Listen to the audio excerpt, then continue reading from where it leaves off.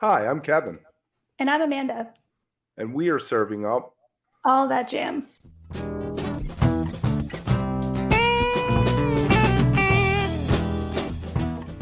A lighthearted look at the weekend jam bands. Where we break down the jam scene's biggest stories, Talk new bands. upcoming tours, And show reviews. A little laughing, some hot takes, and an always positive message for the community. Week of September 25th, 2023, Matt Rifino. Welcome back. September is writing its last chapter for 2023, and we are gearing up for a big October. We're really excited that you're here with us today. I'm Kevin. Hi, I'm Amanda. And you are listening to the All That Jam Weekly Wrap-Up, a lighthearted look at the weekend jam bands. Amanda and I got to speak with Mike Chavarro on his new single and working with Eric Krasno on a project called King Canyon. Also got to speak with Anayat Hussein and Greg Hotza, who have an album out that is nominated for a Grammy. Really interesting stuff for a duo. It's tabla and keyboards, so neat instrumentation there. And also we have something big coming up in October. Yes, Kevin. So really excited. I think this was just announced last week officially. So on October 19th, which is a Thursday, out here in be putting on a live version of our podcast mixed with Galaxy Jams Reacts at New Conscious, and it's going to be great. We've got a whole bunch of artists lined up, including Tim from Railroad Earth, Marcus Rezak from Shred is Dead, and DJ Williams, plus a couple more we're working on. Very nice, very nice. Look for more about that on our socials. As for the business at hand, this week we have the top 3 stories coming up. We also have an interview with Matt Rifino, who is the sound guy for the Today Show and also works with Spafford. He talks about most recently. And all 3 things that we got from him are really talking about mixing. The first is translating the artist's wishes. The second, Amanda asked him, when is a mix done? And that's going to be a fascinating answer. And then the third is how the mix is affected by what you're thinking it's going to be played on. If you're listening to something on a phone, it's going to be a lot different than listening to it on a nice stereo at home. How was your week, Amanda? Kevin, it was good. As you know, I ended up at 3 of the 4 Daniel Donato shows out here in Colorado. Hadn't expected that to happen, but I have to say I really fell in love with their live sound. It's something really special. So ended up spending a lot more time dancing this past weekend than I wanted to, and it was really good.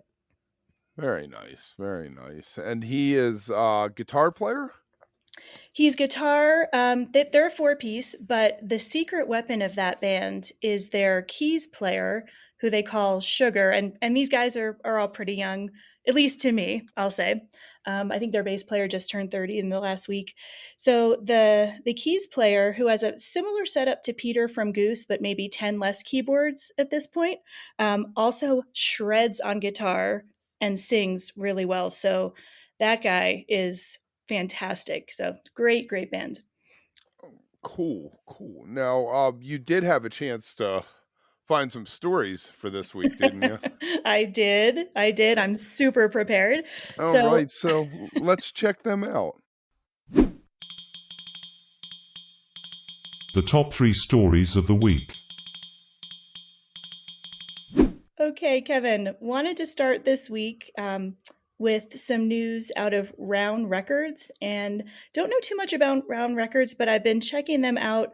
Ginger Wildheart owns that independent record label, and just in the last couple days, there was an announcement that they're going to unveil a new series, Heads and Tails, which they're calling a new era of Jerry Garcia's unheard performances.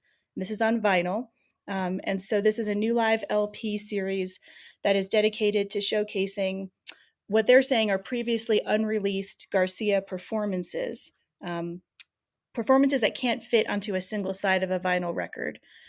So this is going to be launched in early November, and I thought it would be something great to share with everybody.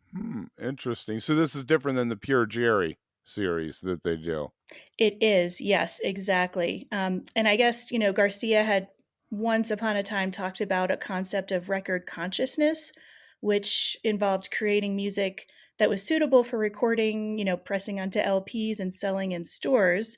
But live performances were typically the opposite of that concept. So it's going to be interesting to see how they do this, how they really kind of get those performances on vinyl. So I think it'll be. It's making me think of the Phish on LP series where they Mhm. take and they're like fading out a song and then putting the rest on the other side, which drives me crazy.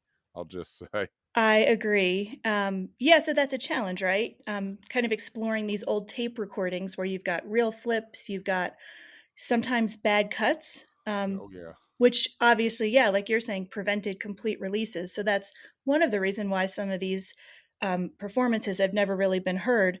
So this series is going to try to address that by curating 18 to 22-minute segments of well-preserved live recordings. Mm, So I think that's a great concept. yeah, well, check it out. Yeah, so that's our first story of the week. And then the second one, Kevin, actually, you had shared with me. Do you want to talk a little bit about that? This is a live performance. Oh, about the Lithium Friend of the Devil mashup there with Otiel. Yeah, I was yeah, I thought it was just fantastic. It was so beautiful. I mean, Humphreys has always treaded, gone down that road. But I never realized how perfectly the lyric. I mean, it's also eerie. I mean, it's a little bit wow. I can't believe it fits on there so much. And this was Otiel and Friends. Jason Crosby sang it, and just watching some of this Otiel and Friends. These guys, wow.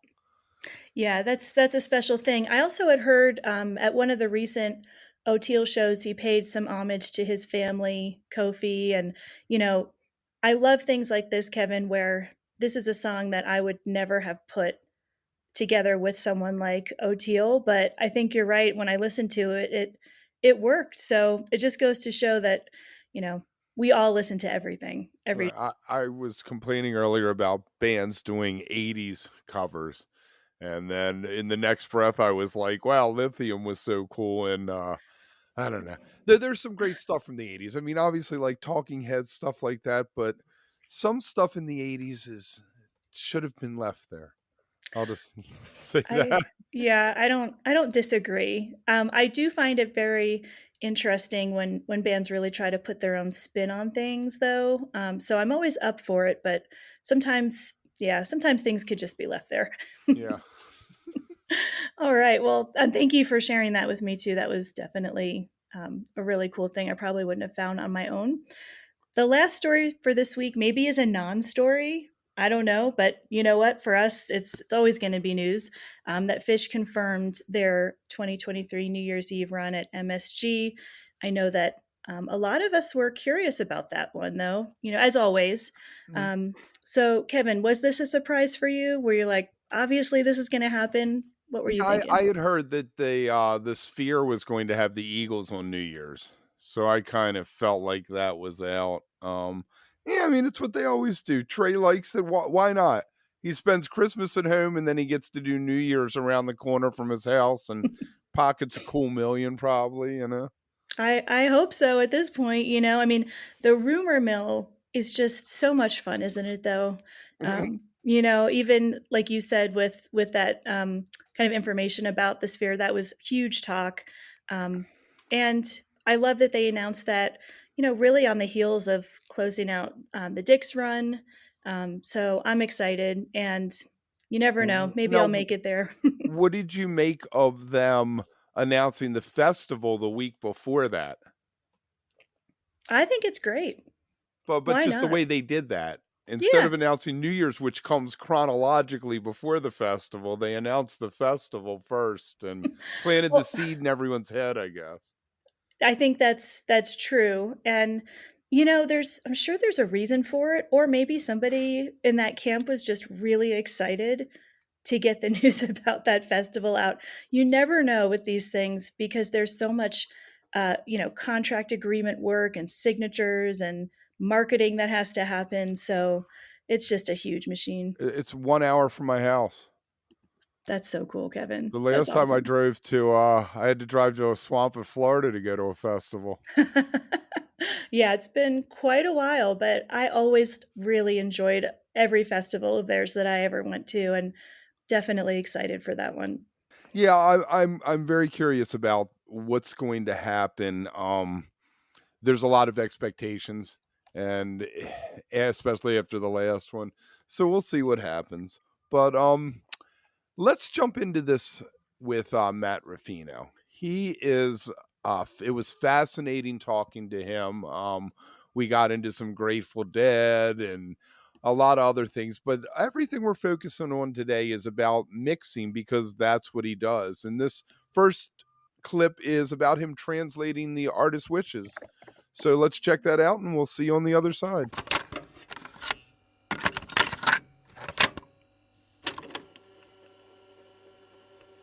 In the We room. hear that a lot in terms of, whether it's something that was recorded in studio or more often maybe even just something that happened at a show, their memories or perceptions of what it sounded like then is usually so different than when they might go back, and different in all kinds of ways, any direction.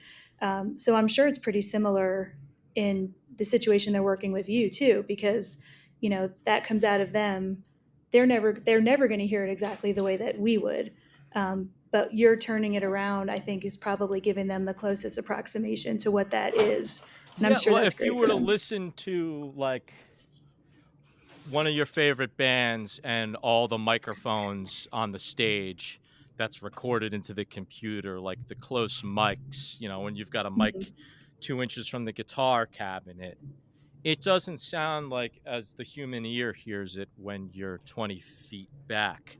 The sound has time to develop and grow and fill the space and bounce off the wall. And that's what, as humans, we're used to hearing. But then the engineers say, well, you've got to put a microphone this close to the thing and do, and so the engineering is not, it's not an accurate representation, but you have to do these things to capture the guitar so it sounds good and all this stuff. But it's like, how do we take that and then remorph it back into the sound that you hear as the fan? That's like what I'm always trying to do, whether it's Today's Show or a jam band record or a pop record or whatever.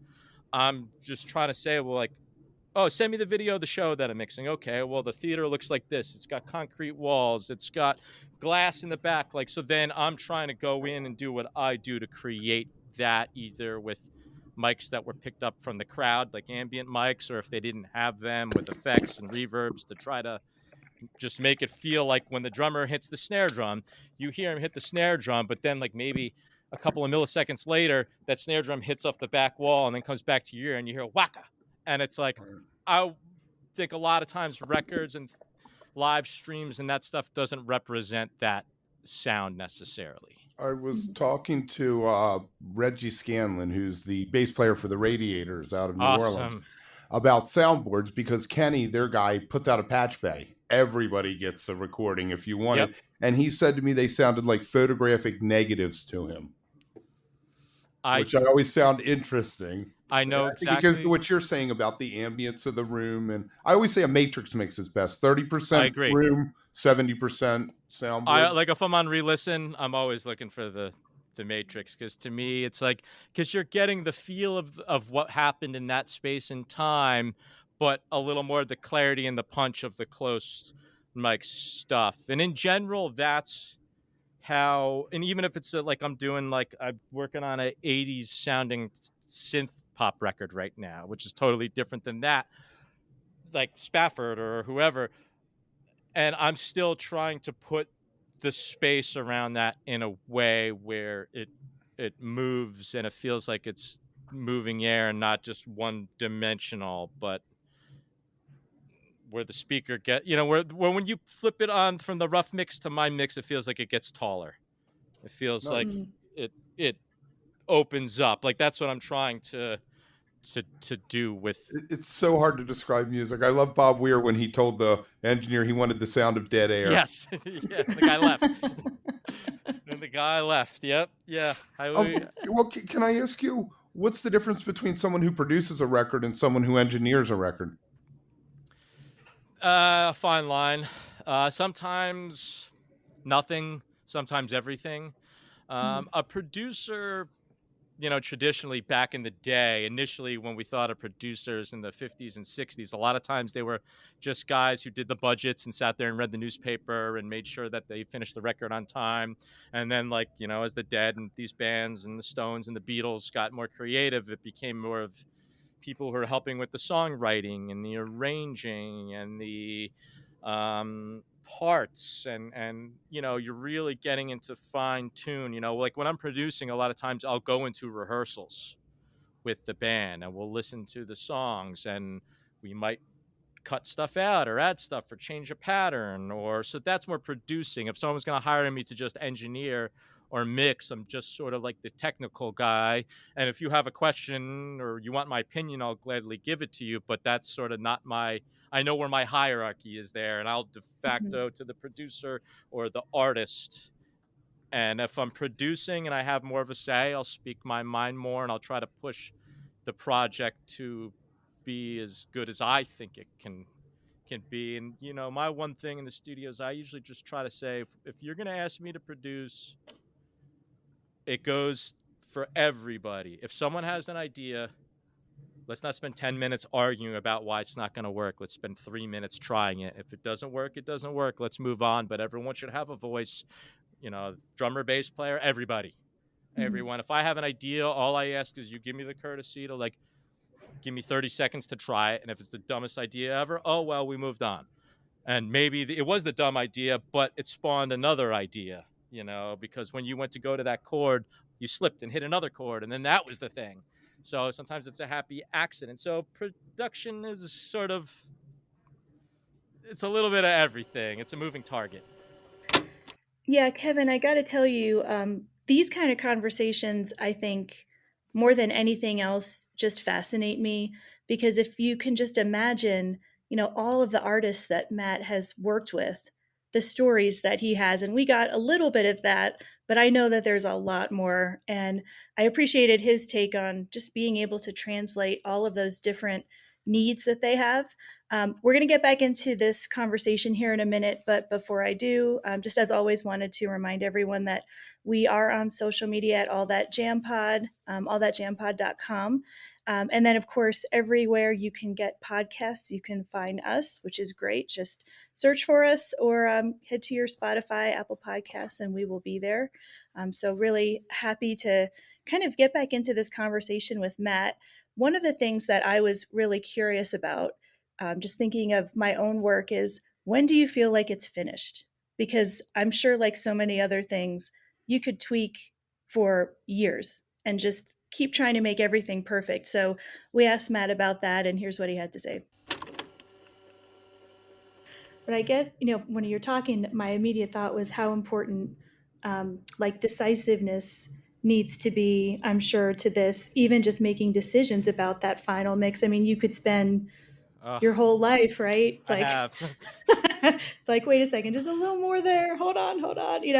I don't know. I can't imagine how that would be to get to that place where you say, okay, this is good, right? I can stop what I'm doing now. And that's got to be something that you just learn over time. Yeah, you're when done. To call it. For a long time, you're never done, and then you're done when you're disgusted with it and you can't take it anymore. And then other time, now that I've been doing this long enough, I kind of get to a point where I don't finish anything in one day. First of all, I just know for me it doesn't work. Like back in the analog days when a band would come and sit in the studio with you and you'd have to do the mix and be done and that was it. I don't know how we did it. It's crazy to think about now rolling into a studio that you never were in before and you just mix a song and then leave and that's it. Now it's I'll work for 3 hours. I'll be done. I'll take something home, listen in the car. Okay, I like this. I don't like that. Come back, do another 2 or 3 hours, maybe work on another song, then go back to that one. And usually takes me about 3 separate sessions to get to the point where I think it's good enough to send off to the artist. And even then, it's still probably 80 or 90% done, and I'm kind of looking for their input before I take it over the finish line, just to make sure I don't maybe box myself into something that they don't like. I want to get to a point where I feel like this feels really good to me, let me send it off to them, and hopefully I'm in the right direction. And sometimes what I thought was 80 or 90%, the artist goes, this is perfect, don't touch it, this is great, and we're done. And other times it needs 50% more to get there, and sometimes it just needs a couple of things. Sometimes when you're mixing, it's funny. The other day I was working on a mix. This happens a lot. It's like you're fighting the song. You're trying to figure out what the thing is. What's the main thing that's going to draw me in, and it never feels right. And you get frustrated. You pull the faders down. You start over again. You put everything up, and you try to make it. And then there's like one little thing you do, and you never know what it is. You never quite catch what it is, but all of a sudden your foot's tapping. All of a sudden your head's bobbing, and before you know it, you're like, oh, this feels like a song now. The groove is there, the pocket's there, I can, and then all of a sudden you're like, that's it, all right, now I got it, now I can dig in, and now that it feels good, I can go from miles to feet to inches to centimeters, and as the mix is going, by the time you're down to like that last list of things that are bothering you, you're down to the centimeters, and every centimeter really counts and can make the difference of it being okay and it being great. Yeah. You mentioned about listening in the car, and it reminded me of one of the best podcasts I had heard is Rick Rubin on Ezra Klein. And One of my heroes. He had this whole thing of, how he prefers to listen to music when he really needs to be listening to it. And it was the car, or just laying on the couch in a dark room. And just to hear him kind of go through and explain like how he tries to connect, to things to really determine like, is this a thing that I'm feeling or not? And the car thing, that's always a solid spot. But, I would think for you too, even just getting like in a different environment sometimes. Sometimes I walk right out the door here and just listen to what it sounds like from not being right behind the speakers. Or I don't know if you could see behind me, or under those lights, there's these little tiny speakers I use. I still have my Iowa boombox from the 90s that I reference to, just because I know it so well. It's like I spent my whole childhood listening to it. I know when like there's too much bass in that thing or whatever. So I like to check it, these days, honestly. I hate to say it, iPhone, I see with my kids, when I was a kid, your biggest appliance was your stereo. Maybe you had a TV in your bedroom if you're lucky, maybe you had a phone line, but it was your stereo. And kids now don't have stereos, really. Like, my kids never asked me. I got 30 guitars around the house. They never asked me for a speaker. There's music everywhere. I used to have a whole studio in our house. They listen on their phone or their iPad or my wife's Bluetooth little speaker. So the way that it's consumed now is just so different than in the 70s, 80s, and 90s, where people were spending money on hi-fis and your living room had a big thing. It's a moving target now. It's sort of become background noise, if you will. And the frequency response on your phone in the bottom end drops off. So now I tend to find that I'm trying to find stuff in the mid-range that can kind of act as the low end, if that makes sense. Like, what's the supporting stuff?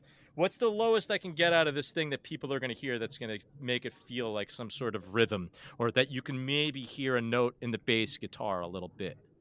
Because like, if you listen to a lot of bands that have groove, like the kick drum and the bass guitar are super important, but all phones cut off at, I don't want to get technical, but like 500 hertz, which means like everything below that is not really there. So if you don't have those instruments information somehow up a little higher too, you won't hear it out of these speakers as much.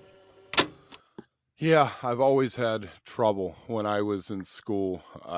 Finishing poems, I never felt like they were finished. There was always a word or something, and to his point, it gets to where it doesn't matter. Only you know that at that point, So fantastic. I love that guy. He was so great to talk to. This week coming up, let's run through that real quick, and then we'll get into the last part of this, which is him talking about what the mix is played on, which is a fascinating conversation to me. Tomorrow we got Knives talking about the Midwest scene and what it's like being a jam band out there. Wednesday we got Jerry Joseph on his new LP. Thursday, we got another new LP piece coming out with Squeaky Feet. Friday, Helen Gillette on Tefra Sound, which is a band she has with Brian Haas and Nikki Gillespie. On Saturday, we have Anayat Hussein and Greg Hotza on their Grammy-nominated album. We'll get into that a little bit. And Sunday is Mike Shavaro on his new single. So make sure that you check that out, and let's get back into this interview, and we'll see you on the other side.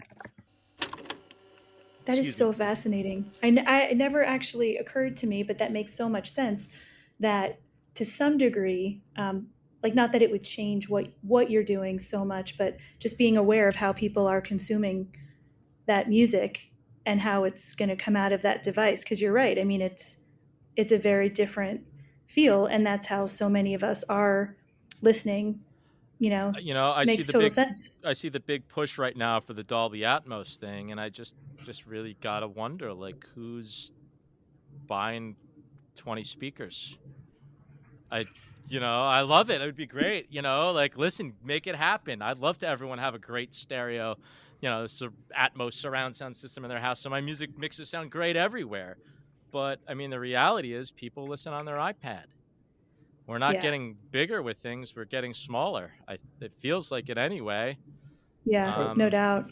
So let me ask you something that you may have an answer for or not. There was a big thing a few months back about the Phish streams, that they only had one person mixing for the stream and for the house, and that he would mix for the stream and not the house, and people were complaining about the house. Does some of this, what you're saying, go to this? Because I have my little bookshelf speakers here I'm listening on, and not a sound system at MSG. So if he's trying to make it sound good here, it might not be sounding good there. I can't speak for what they're doing. I don't have any inside information into that. I can tell you on the Today Show and every other live event that I've been involved in 25 years, if I'm the broadcast mixer, there's a separate front of house mixer. There's a separate monitor mixer. Now, they might have a lot of great reasonings for that I don't know. I'm sure that their team has been with them for so long, and they're probably all really good guys. I personally wouldn't want to do it. That sounds like a nightmare for me because my brain, I'm not that good. My brain doesn't work in that. I'm sort of, like I said, focused on my little speakers. I'm focused on how can I funnel the biggest amount of sound through the smallest amount of speakers. I see those big PA speakers and I get nervous because that's a lot of people's hearing in my hand, and I don't want to kill anyone's hearing. It's the most important thing to me. I don't want these fingers to do something wrong, so I leave the PA stuff to the professionals. He did do an interview with Yamaha that's on Instagram, and it's interesting. I don't know if you want to check it out, but he kind of explains that after quarantine, it just kind of happened. They didn't hire another guy. And so he just kind of fell into it. But there's a lot of, I mean, Phish fans bitch about everything, so that's what we do. But yeah, no, I could see why they would do it that way. I mean, budgetary wise, it definitely makes sense. The way that I particularly mix is a pretty, I without getting technical, heavy-handed. I think what I do would be a nightmare in a PA because I'm doing a lot of stuff. I'm adding a lot of lows, a lot of highs. My goal is to always try to push it past the point of anything you've ever heard. Like, I want everything to be bigger and better than the last thing, if that's what the music calls for. If it calls for to be small, then I want that. But just as far as, like, if you're going to say, like, a live mix, like a live band like that, like Spafford or someone like that, when they're jamming, I want it to be live. Like, I want it to feel, I want the kick drum, even though it's coming through your stereo, to feel like it's coming through a PA. Mm-hmm. I want that depth and that 3D, and not every band wants that. That might be too polished of a sound for Phish. You might hear that and go, ooh, like, that's not what I know. Like, I always wonder, like, if I mix the Dead, if I get Dead multi-tracks, like, I kind of think if I mix them the way that I mix, I would hate it. And I wouldn't want to hear it that way. So sometimes, like, you couldn't make a band record. You couldn't make a band record with modern technology and have it feel like the band. Right. You know, like Mhm. they have a thing and it's a feel. And yeah, it's not hi-fi by today's standards, and the kick drum doesn't shake the room and all that stuff. But if you tried to do that, it would take out every bit of personality and charm out of that thing, and it would just feel like everything else. So sometimes I even wonder if my own techniques have a fault. All right, Kevin, I'm glad that we got to play this one now in kind of its long form. You know, we have these conversations, and sometimes it's a little while between when we talk to someone and then when we get to air the full interview. So I felt like I was listening to this one again, for the first time almost, and it was really great. So big thanks to Matt.